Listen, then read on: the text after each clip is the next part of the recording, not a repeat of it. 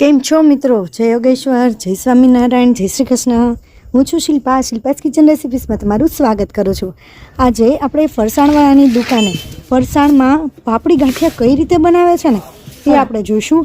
Soda કેટલો નાખે છે, મીઠું કેટલું નાખે છે, પરફેક્ટ માપ સાથે. એ કેમ પલાળી હિંગ? હા, આમાં તેલ કેટલું નાખવાનું? અલગ જ હોય. બીજા કયા કયા ઇન્ગ્રીડિયન્ટ્સ એની અંદર નાખે છે અને લોટ કઠણ ઢીલો કેવો બાંધે છે, કઈ રીતે બાંધે છે, એની ટ્રીક કઈ છે ને એવી બધી જ ટ્રીક આપણે જોવાના છીએ.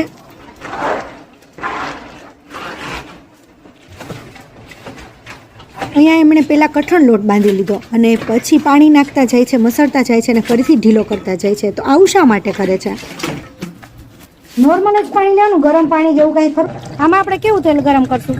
બધી જ નાની નાની બાબતો પણ આપણે એમની પાસેથી જાણીશું. પછી એક વખત કરો એટલે પછી ઠંડુ સેજ કરવું પડે તેલને કે મોઢામાં નાખતાની સાથે જ તરત ઓગળી જાય એવા ગાંઠિયા તૈયાર થાય છે. તો આ કઈ રીતે બનાવે છે ને એ જોઈએ ને એ પહેલાં મારે તમને એક વાત કહેવાની છે. મિત્રો, તમે મારી ચેનલને જો સબસ્ક્રાઈબ ના કર્યું હોય ને તો સબસ્ક્રાઈબ કરી લેજો, કેમ કે હું આવા જ નવા વિડીયો લાવતી રહું છું. અને બાજુમાં જે બેલ આવે ને એને પણ ઓન કરી દેજો, જેથી નવા વિડીયોની નોટિફિકેશન આવે અને નવો વિડીયો તમે તરત જોઈ શકો. અને હા, વિડીયો કેવો લાગ્યો ને મને કમેન્ટમાં કહેજો. જો વિડીયો તમને થોડો પણ ઉપયોગી બને ને તો બીજા સાથે શેર જરૂર કરજો, જેથી એમને પણ ઉપયોગી બની શકે. તો ચાલો જોઈએ કે ફરસાણવાળા આટલા સોફ્ટ અને આટલા ટેસ્ટી ગાંઠિયા કઈ રીતે બનાવે છે.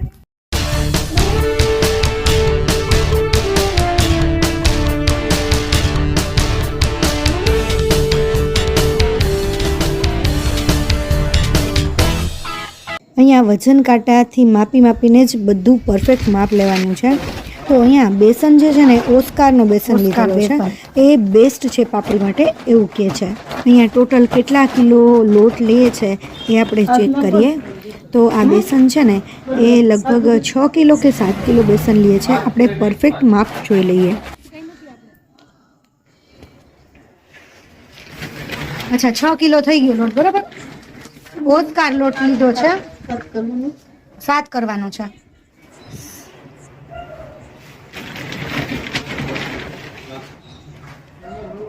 અહીંયા એમણે 7 કિલો બેસન લઈ લીધો છે, 7 કિલો ચણાનો ઓસ્કાર લોટ લઈ લીધો છે. હવે વજન પ્રમાણે એ મીઠું નાખે છે, તો એના માપ પ્રમાણે એટલે 7 કિલો બેસનના લોટ પ્રમાણે કેટલું મીઠું લેવાનું છે એ જોઈએ. તો અહીંયા એમણે 180 ગ્રામ જેટલું મીઠું લીધું છે અને ફરીથી એણે 0 કરી લીધો. પછી ત્યાર પછી સોડા નાખે છે. સોડા કેટલો? 42 થી 43 ગ્રામ જેટલો એ સોડા લે છે. 42 ગ્રામ સોડા. ચણાનો લોટ, મીઠું અને સોડા એ ત્રણેયનું પરફેક્ટ માપ કરી અને લઈ લીધું છે. ત્યાર પછી ચણાના લોટની અંદર હિંગ નાખે છે, પણ કઈ રીતે નાખે છે આપણે એમને પૂછીએ. એ કેમ પલાળી હિંગ? એમ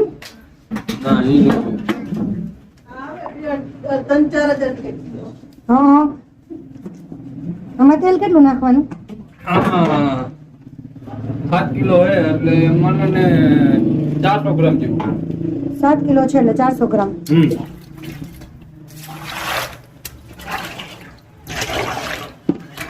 મીઠું ને સોડા બધું સરસ ઓગાળી નાખવાનું. તો આ રીતે પાણીની અંદર મીઠું અને સોડા એકદમ પરફેક્ટ ઓગળી જાય ને ત્યાર પછી નાખીને તો એ તેલમાં પણ સરસ રીતે ભળી જાય છે અને બધા જ લોટમાં એક જ સરખો એ સ્વાદ આવે છે. હવે જુઓ, એમને હિંગ જે પલાળીને રાખેલી હતી ને એ એકદમ સરસ હલાવી અને નાખી દે છે. આપણે ચેક કરીએ, જોઈએ, એમને પૂછીએ કે આ હિંગ કેવી હોય છે અને કઈ રીતે આ હિંગ નખાય છે. એટલે આપણી સાદી હિંગ આવે એમાં આ કેવી આવે? આખો ગોળો આવે એવું હોય કઈ? અચ્છા, આવી રીતે ગાંગડો આવે. તો તમે જોઈ શકો છો કે અહીંયા ગાંગડો હિંગનો હોય છે. એ અલગ જ પ્રકારની હિંગ હોય છે અને એ હિંગની અંદર પાણી નાખી એટલે એ પાણીની અંદર હિંગનો ટેસ્ટ આવી જાય છે અને એ પાણી પછી એ લોટની અંદર નાખવાનું હોય છે અને લોટ પણ એકદમ સરસ રીતે બાંધી લેવાનો, એકદમ પરફેક્ટ. પહેલાં બધું મિક્સ કરી લે છે. આપણે પાપડીનો લોટ કેવો બાંધશું? કઠણ ઢીલો, બહુ કડક નહીં. તો આપણે જોઈએ કે એ કેટલો કઠણ રાખે છે કે કેટલો ઢીલો કરે છે, તો આપણા ગાંઠિયા પણ પરફેક્ટ બની શકે. ઘરે જો બનાવવા હોય તો પણ એ રીતે બની શકે. તો આ રીતે એકદમ પહેલાં તો જો એ કઠણ થોડો થોડો બાંધે છે. એની લોટ બાંધવાની ટ્રીક પણ થોડી અલગ છે, એ પણ હમણાં આપણે જોઈએ કે એ ટ્રીક કેવી રીતે એ કરે છે કે એનાથી સોફ્ટ ગાંઠિયા અને પરફેક્ટ ગાંઠિયા બનશે. ઓસ્કાર બેસનની પાપડી સારી થાય, બરોબર ને? આમની લોટ બાંધવાની ટ્રીક છે ને એ જ કંઈક અલગ ટ્રીક છે. તો આપણે એમને પૂછીએ કે પહેલાં તો તમે અમને ઢીલો લોટ બાંધવાનું કીધું હતું કે ઢીલો રાખવાનો છે લોટ, તો અત્યારે તો કઠણ લોટ છે, તો એવું શા માટે કરેલું છે? આપણે એમને પૂછીએ કેમ કઠણ લોટ છે. પેલા કડક બાંધવાનો, પછી ઢીલો કરવાનો. એનું કારણ? આ ઓલી લોટની ચાણી હોય ને ભાંગી જાય. બરાબર, હા, એટલે એકદમ એકરસ થઈ જાય લોટ. એમની લોટ બાંધવાની ટ્રીક પણ બહુ જ મસ્ત છે કે પહેલાં તો એણે કઠણ લોટ બાંધ્યો એટલે બધો જ સરસ લોટ બંધાઈ ગયો, એટલે કણકી ના રહીએ ને એટલા માટે હવે ધીમે ધીમે જો પાણી નાખતા જાય છે અને લોટ બાંધતા જાય છે. ધીમે ધીમે પાણી નાખે છે અને લોટ મસળતા જાય છે.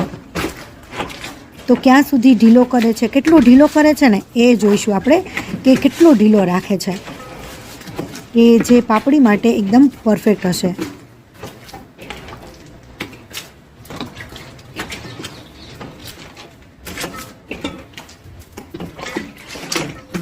પાણી લીધું જવાનું, ઢીલું કરતું જવાનું.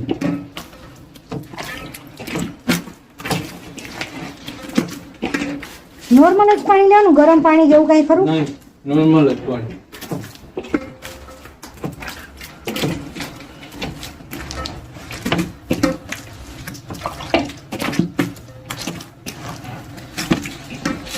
પછી આ લોટને બાંધીને રેસ્ટ આપવો પડે કે ના, ડાયરેક્ટ મંડપ બનાવવા, કાંઈ નહીં કરવાનું. બરાબર, પણ અંદર ઘણી બધી હોય ભાંગી જાય જોઈએ કદાચ.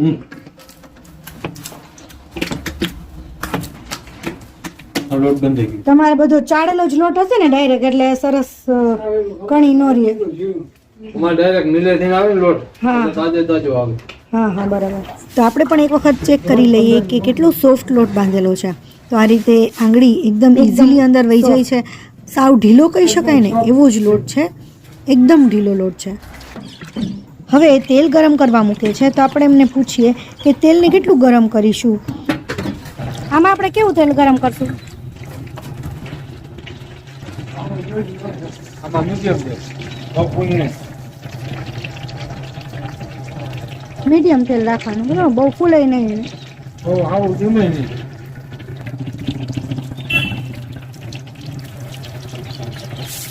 એટલે પાણી છાંટા નાખવા એના ઉપર ખબર પડે કેટલું તેલ આવ્યું. જુઓ તમે એમની માસ્ટરી કે આ પાણીની છાંટા નાખે ને એના પરથી પણ એમને ખ્યાલ આવી જાય કે તેલ પરફેક્ટ ક્યારેક ગરમ થઈ ગયું છે. હવે એમનું તેલ પરફેક્ટ ગરમ થઈ ગયું છે, મીડિયમ ગરમ કરેલું છે અને ગેસની ફ્લેમ પણ એમને સ્લો નહીં પણ સ્લો ટુ મીડિયમ રાખેલી છે. અને આ રીતે એમના ઝારાથી એ પાપડી બનાવવા માંડ્યા છે.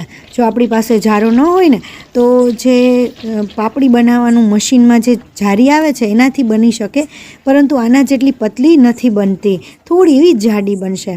એના માટે આ પરફેક્ટ ઝારો જોઈએ. આમનું બધું જ ફરસાણ બહુ જ ટેસ્ટી હોય છે. અમે રાજકોટથી છેક અહીંયા લેવા આવીએ છીએ. પડધરીની બાજુમાં નેકનામ ગામ છે, ત્યાં એમની શોપ આવેલી છે. જો તમારે ઓર્ડર મુજબ પણ બનાવી આપશે, જોઈતું હોય તો અહીંયા ઉપર સ્ક્રીન ઉપર નંબર દેખાય છે ને એના ઉપર તમે ઓર્ડર આપી શકશો. એકદમ ચોખ્ખી વસ્તુ, ચોખ્ખાઈથી બનાવેલી વસ્તુ અને પ્રાઇસમાં પણ ખૂબ જ રિઝનેબલ હોય છે. મિત્રો, તમે મારા વિડીયો કયા ગામથી કે કયા સિટીથી જુઓ છો ને એ મને કમેન્ટમાં કહેજો, કારણ કે મારા વ્યુઅર્સ મારા વિડીયો ક્યાં ક્યાંથી જુએ છે ને એ મને ખ્યાલ આવે. લાગે છે કે હવે પાપડી ગાંઠિયા તળાઈ ગયા છે. ભાંગે નહીં એટલે ખબર પડી જાય કે પગ પાકી જાય છે. એવું તો છૂટી પાડવી પડે ને. અચ્છા, છૂટી પાડવી પડે. ચાલો, આ complete. પાપડી ગાંઠિયાની એક બેચ તો કમ્પ્લીટ થઈ ગઈ છે, તો બીજી બેચ માટે પછી એક વખત કરો એટલે પછી ઠંડુ જ કરવું પડે તેલને કે એના તેલમાં હાલ? એમને એમ જ ચાલુ રહે. તો બીજી બેચ કરવા માટે પણ તેલ એના જ ચાલે, પરંતુ ગેસની ફ્લેમ મીડિયમ રાખવાની છે. ફૂલ ગેસ હશે તો વધુ તેલ આવી ગયું હશે તો પરફેક્ટ નહીં પાકે આપણા ગાંઠિયા. તો અહીંયા બીજી બેચ પણ તળાઈ ને કમ્પ્લીટ થઈ ગઈ છે. બંને બાજુ એકદમ સરસ ક્રિસ્પી એવા તળાઈ ગયા છે. હવે આપણે ચેક કરીએ કે એમના ગાંઠિયા કેટલા ક્રિસ્પી હોય છે કે કેવા હોય છે, એકદમ તરત ભાંગી જાય એવા કે કેવા હોય છે. તો આ એક ગાંઠિયો હાથમાં લઈ લીધો છે અને જોઈએ તો એકદમ સરસ ભાંગી જાય છે.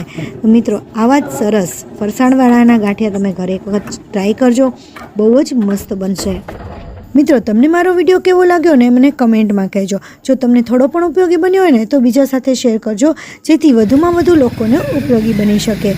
અને આવા જ નવા વિડીયો જોવા માટે જો ચેનલને સબસ્ક્રાઈબ ના કરી હોય તો સબસ્ક્રાઈબ કરી લેજો. અને હા, ઓર્ડર આપવા માટે જે સ્ક્રીન ઉપર નંબર લખેલો છે એના ઉપર તમે ઓર્ડરથી લઈ શકશો એકદમ રિઝનેબલ પ્રાઇસમાં. નીચે ડિસ્ક્રિપ્શન બોક્સમાં પણ તમને નંબર આપેલો છે. Thank you for watching. નવા વિડીયો અને નવી રેસીપી સાથે આપણે ફરીથી મળીશું. ત્યાં સુધી બાય.